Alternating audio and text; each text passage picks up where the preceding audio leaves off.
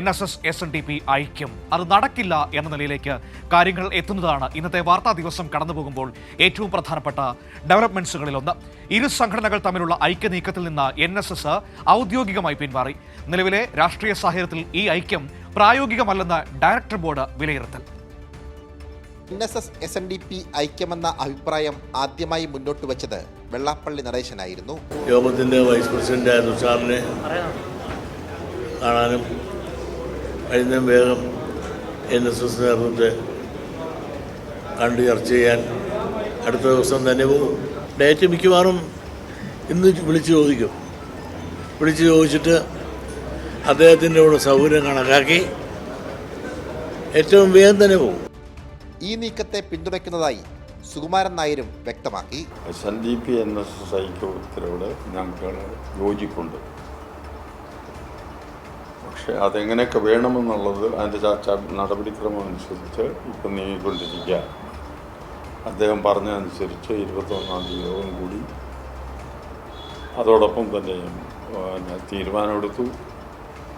അതോടൊപ്പം തന്നെ NSSനെ ഔദ്യോഗികമായിട്ട് വിവരം അറിയിക്കാൻ തീരുമാനിച്ചു. അവർ വരട്ടെ, അവർ വരുമ്പോൾ ഞാൻ അവരുമായിട്ട് സംസാരിച്ച് കാര്യങ്ങൾ എങ്ങനെയൊക്കെ വേണമെന്നുള്ളത് തീരുമാനമാണ്. ഐക്യമെന്നുള്ളത് ഉറപ്പാണ്. SNDPയുടെ ഡയറക്ട് ബോർഡ് യോഗം ചേർന്ന് ഐക്യവുമായി മുന്നോട്ടു പോകാൻ തീരുമാനിച്ചു.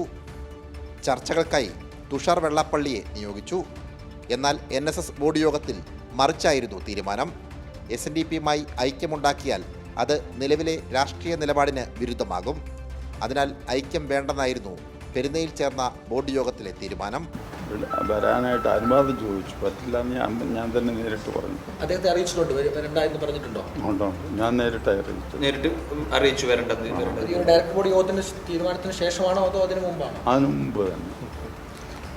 ആദ്യഘട്ടത്തിൽ തുഷാർ വന്നതിന് ശേഷം ഡയറക്ടർ ബോർഡ് യോഗം ചേരുന്നു എന്നൊരു തീരുമാനത്തിലേക്കായിരുന്നല്ലോ എടുത്തത്. പിന്നെ പെട്ടെന്ന് തീരുമാനം എടുക്കാൻ കാര്യം എനിക്ക് ഈ വിഷയത്തിൽ കുറെ കൂടെ ചിന്തിച്ച് പെട്ടെന്ന് ഡയറക്ടർ ബോർഡ് അവർ വരുന്നത് കാക്കാതെ തന്നെ നമുക്ക് സ്വന്തമായിട്ടൊരു തീരുമാനം എടുക്കേണ്ടതാണ് എനിക്ക് തോന്നി. രാഷ്ട്രീയ പാർട്ടിയുടെ ഭാഗമായ തുഷാർ വെള്ളാപ്പള്ളിയെ ചർച്ചയ്ക്ക് നിയോഗിച്ചതാണ് NSSന്റെ പിന്മാറ്റത്തിന് കാരണം. സാംജിത് ആർപ്പൂക്കരയ്ക്കൊപ്പം സനോജ് സുരേന്ദ്രൻ, കൈരളി ന്യൂസ്, കോട്ടയം.